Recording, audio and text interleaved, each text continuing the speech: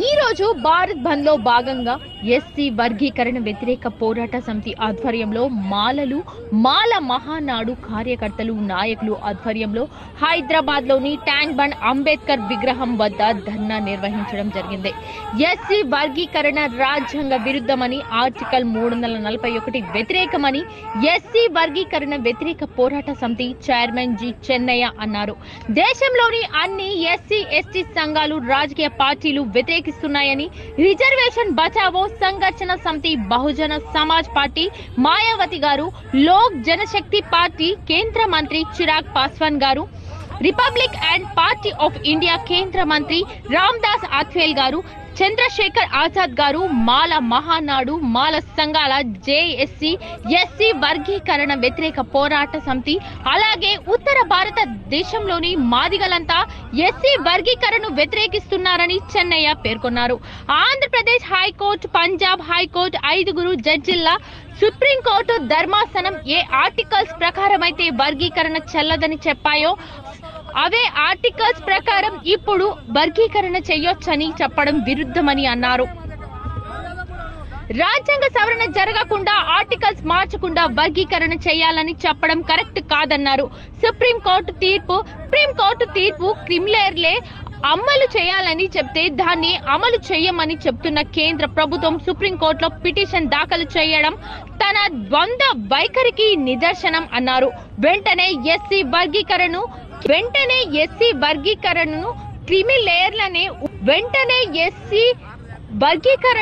క్రిమినల్లనే ఉపసంహరించుకోవాలని కేంద్ర రాష్ట్ర ప్రభుత్వాలను డిమాండ్ చేశారు. ఈ క్రమంలో కరణం కిషన్, గోపాచి రమేష్ బాబు, మన్నే శ్రీధర్ రావు, బుర్గుల వెంకటేశ్వర్లు, భాను ప్రకాష్, తాలూకా రాజేష్, బండి ఆనందరావు, గోకుల్ కళ్యాణ్, బైండ్ల శ్రీనివాస్, సత్యనారాయణ, ప్రవీణ్ కుమార్ల చెల్ల పవన్, శ్రీనివాస్, సత్యనారాయణ, ప్రవీణ్ కుమార్, చెల్లా పవన్, బుద్ధిస్ట్ సొసైటీ రత్నం సురేష్ తదితరులు పాల్గొన్నారు. ఈ రోజు ఆంధ్రప్రదేశ్ కానీ అన్ని రాష్ట్రాల్లో పిలుపు ఇచ్చిండ్రు. మన వ్యతిరేక పోరాట సమితి కూడా పిలుపునిచ్చింది. ఎందుకంటే చాలా అన్యాయమైన సుప్రీంకోర్టు తీర్పు ఇచ్చినందుకు ఆ కోర్టు ద్వారా ఏంటికి ఈ కోర్టు వెనుక ఎవరెవరు ఉన్నారు అనేది మన మోడీ గారు, కిషన్ రెడ్డి గారు, వెంకయ్య నాయుడు, నారా చంద్రబాబు నాయుడు. ఇది సుప్రీంకోర్టు తీర్పు కాదు, మోడీ తీర్పు అని కూడా చెప్తున్నాం. ఎందుకంటే నారా చంద్రబాబు నాయుడు ఉపములా మాట్లాడిండు, ఏది ఎస్సీ వర్గీకరణ చేస్తా రాష్ట్రానికి ఆ రాష్ట్రం అని చెప్పి మళ్ళీ అదే విధంగా సెంటర్కి పోయి ఏది మోడీ గారికి చెప్పి చేపించిందని కూడా మేము నమ్ముతున్నాం. ఎందుకంటే చాలా కుట్ర, మాలలంటే దళితులంటే ఆయనకు కుట్ర చంద్రబాబు నాయుడికి. అందుకొరిచే దళితులు ఎదగకూడదు, చేయకూడదని తలుచుకొని ఏడలేదు న్యాయం. ఏది బాపనోళ్ళు న్యాయమూర్తులు, ఏది 7 మంది న్యాయమూర్తులు అయితే అందరు బాపనోళ్ళే, కానీ దాంట్లో దళితుడు అనేది ఒక్కరు లేరు. అందుగురించి ఆ న్యాయమూర్తులు దళితుడు అయితే ఈ గరీబులది దళితులది బాధ, కోపం, ఏది గుడ్డలతోటి ఉండరు. మా ఒళ్ళు ఇంకా డెవలప్ కాలేదు. డెవలప్ కాకుండా కూడా వర్గీకరణ చేసి మాలమాదిగలను కలిసి ఉన్న వాళ్ళను ఇడగొట్టి చేతమని నారా చంద్రబాబు నాయుడు మోడీ గారు పగబట్టిందని కూడా మేము నమ్ముతున్నాం. అందుగురించనే మేము సుప్రీంకోర్టును వ్యతిరేకిస్తున్నాం.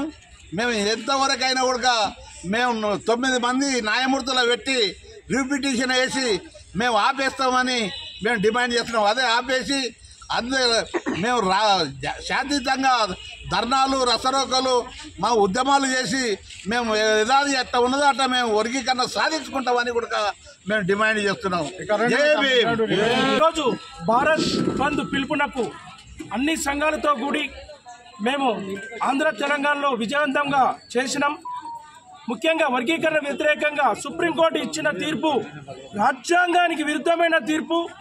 ఇది ఒక రాజకీయ అంటే ఓట్ల రాజకీయం చేసిన మోడీ గారు, చంద్రబాబు నాయుడు గారు, అమిత్ షా గారు వీళ్ళందరూ కూడుకొని ఇచ్చిన తీర్పు అని చెప్పి అందరూ భావిస్తున్నందుకు ఈరోజు భారత్ బంద్కు పిలుపునిచ్చినాం. మరీ ముఖ్యంగా దళితులను ఐక్యంగా ఉంచాలని చెప్పి బాబాసాహెబ్ అంబేద్కర్ ఆనాడు చెప్పారు. 70 ఏళ్ల కింద ఇచ్చిన రిజర్వేషన్లు 15% రిజర్వేషన్లు ఇప్పటికీ కొనసాగుతున్నాయి. మీరు రిజర్వేషన్ శాతం పెంచండి, దళితులు ఐక్యంగా ఉండి దళితుల అభివృద్ధికి తోడ్పడండి. 15% రిజర్వేషన్ సరిపోతలేవు, మీరు 30% రిజర్వేషన్ ఇచ్చి దళితుల అభివృద్ధికి తోడ్పడండి. కానీ ఓట్ల రాజకీయం గురించి దళితులను విడదీసి మీరు దళితులు ఎదిగితే రాజ్యాధికారం వైపు వెళ్తారని చెప్పి మీరు వాళ్ళని విడగొట్టి మీరు రాజ్యాధికారం చేస్తున్నారు. ఇది చాలా తప్పు. మమ్ముటికి ఈ సుప్రీంకోర్టు తీర్పును మాత్రం మొత్తం భారతదేశం మొత్తం వ్యతిరేకిస్తుంది. మేము ఎంతకైనా పోరాడుతాం, ప్రాణాలను పోరాడతామని చెప్పి మేము మాలమానాడు తీవ్రంగా హెచ్చరిస్తున్నాం. భారతీయ జనతా పార్టీకి తొత్తు, భారతీయ జనతా పార్టీకి ఒక ఏజెంట్గా పనిచేస్తుండు, కానీ దళితులకు ఏ మాత్రం సాయం చేయట్లేదు. అది ఏమనుకుంటున్నారంటే ఈరోజు జడ్జిమెంట్ వచ్చింది, జడ్జిమెంట్ వచ్చి డబ్బు కొట్టుకుంటా ఏదో దేశం మొత్తంలో ఇచ్చేస్తుండవు. ఖబర్దార్ మందకృష్ణ గారు, నువ్వు అటువంటి నీ యొక్క యాటిట్యూడ్ మార్చుకో. దేశంలో ఉన్నటువంటి ప్రతి ఒక్క దళితుడు అన్యాయం అయిపోతుండు. నిన్ను మాత్రం మొదలు గుర్తుపెట్టుకో దళితులంతా. నువ్వు దీనికైనా ఇప్పటికైనా కళ్ళు తెరిచి దళితులకు అన్యాయం అవుతుందని నువ్వు వెనుకకు వస్తేనే బాగుంటుంది తప్ప నీ వర్గీకరణాంశం ఎక్కడ ఇయ్యలే. జడ్జిమెంట్ చాలా కష్టపడ్డాడు అని చెప్తున్నారు కదా ఆయన దీనికోసం చాలా కష్టపడ్డాడు. ఆయన కరెక్టే అంటుండు, కానీ ఎక్కడైనా ఏజెంట్ లెక్క పనిచేస్తున్నాడు తప్ప ఇంతకు ముందు ఒక పార్టీకి ఏజెంట్ చేయాలి, తనేమో తడుముకొని వెళ్ళిపోవాలి, ఇంకో పార్టీకి చేయాలి, ఆడ వచ్చేట్టు తడుముకొని వెళ్ళిపోవాలి తప్ప ఆయన పబ్బం గడుపుకోవడానికి ఒక ఎస్సీ వర్గీకరణ వ్యతిరేక పోరాటం దాని మీద ఇది చేస్తుండు తప్ప నిజమైన మాదికలకు ఏమాత్రం న్యాయం చేయదు కాదు ఇది. ఎందుకంటే ఇది క్రిమిలేరు అయితే మాదిగలకు కానీ మాలలకు కానీ అందరికీ వర్తిస్తుంది. ప్రతి ఒక్కరి జీవితంతోనే ఆట ఆడుకుంటున్నాడు ఈరోజు మందకృష్ణ గారు అనుకుంటుండ్రు నేనేదో 30 సంవత్సరాలు కష్టపడి నేను తీసుకొచ్చినట్టు, కానీ దళితులకు నరికేస్తున్నటువంటి ఈ ప్రిమిలేరు తీసుకొచ్చిండు. దీని ఇప్పుడన్నా కళ్ళు తెరుచుకో. నిద్ర మబ్బులో ఉన్నటువంటి కృష్ణమాదిగా ఇప్పుడైనా తెలుసుకొని దళితుల గురించి పనిచేయి.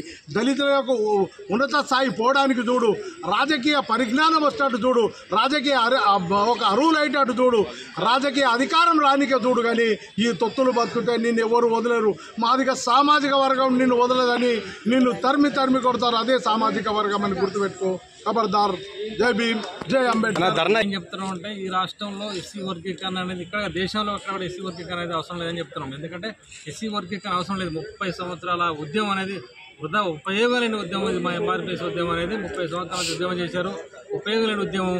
దానికి కౌంటర్గా మేము కూడా చేయాల్సి వచ్చింది. మాది కూడా ఉపయోగం లేకుండా ఉద్యమం అయిపోయింది. 30 సంవత్సరాలు వృధా అయిపోయింది. మా దళితులు 30 సంవత్సరాలు వెనక్కి వెళ్ళిపోయారు. ఈ ఉద్యమం ద్వారా 1% రిజర్వేషన్ కూడా విరగలయ్యాలి. ఆ బాబాసాహెబ్ అంబేద్కర్ ఏదైతే 15% రిజర్వేషన్ ఇచ్చిండో అదే రిజర్వేషన్ ఇప్పటికి కొనసాగుతుంది. ఇలా ఎస్సీ జనాభా 22% పెరిగింది.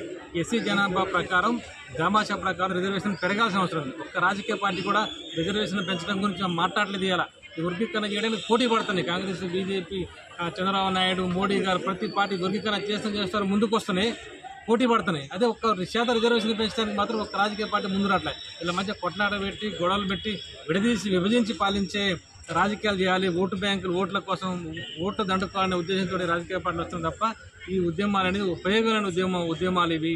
వీటి వల్ల టైం వేస్ట్ అయిపోయింది. మాదిగల టైం వేస్ట్ అయిపోయింది, మాలల టైం వేస్ట్ అయిపోయింది. రాజ్యాధికారం వైపు పోకుండా ఈ యొక్క ఉద్యమాలని అడ్డుకున్నాయని చెప్తాను. ఈ సందర్భంగా నేను కాంశీరామ్ గారు ఏం చెప్పి రాజ్యాధికారం పోవాలని చెప్పారు. కాంశీరామ్ గారు బాబాసాహెబ్ అంబేద్కర్ ఏం చెప్పి రాజ్యాధికారం వైపు పోవాలని చెప్పారు. ఈరోజు మాదిగల పార్టీ చూస్తే బీఎస్పీ పార్టీ మాయావతి గారు బీఎస్పీ మాదిగల పార్టీ ఎస్సీ వర్గీకరణ వ్యతిరేకిస్తుంది. అదేవిధంగా చిరాగ్ పాస్వాన్ గారు, రామ్విలాస్ పాస్వాన్ గారు కొడుకు చిరాగ్ పాస్వాన్ కేంద్ర మంత్రి కొండు ఎన్డీఏలో ఆయన ఎస్సీ వర్గీకరణ వ్యతిరేకిస్తున్నాడు. అదేవిధంగా ఆజాద్ చంద్రశేఖర్ ఎస్సీ వర్గీకరణ వ్యతిరేకిస్తున్నాడు. అదేవిధంగా రామదాస్ అత్వాలే ఆర్పై ఆయన వ్యతిరేకిస్తున్నాడు. నార్త్లో ఉన్న మాదిగ సంఘాలు, మాదిగ పార్టీలు, ఉత్తర భారతదేశంలో మాదిగలు వ్యతిరేకిస్తారు ఎస్సీ వర్గీకరణ. ఇలా మాల్లో వ్యతిరేకించడం కాదు, ఈ ఆంధ్రప్రదేశ్ తెలంగాణలో మాల్లో వ్యతిరేకిస్తున్నాం, కానీ యావత్ భారతదేశంలో మాదిగలే వ్యతిరేకిస్తారు. ఇక్కడ కూడా మేము చెప్తున్నాం, మాదిగలకు అన్యాయం జరిగిందని నిరూపించగలిగితే ఎస్సీ వర్గీకరణ మేము సిద్ధంగా ఉన్నాం. ఇప్పుడు చెప్తున్నాం. ఇప్పుడు కూడా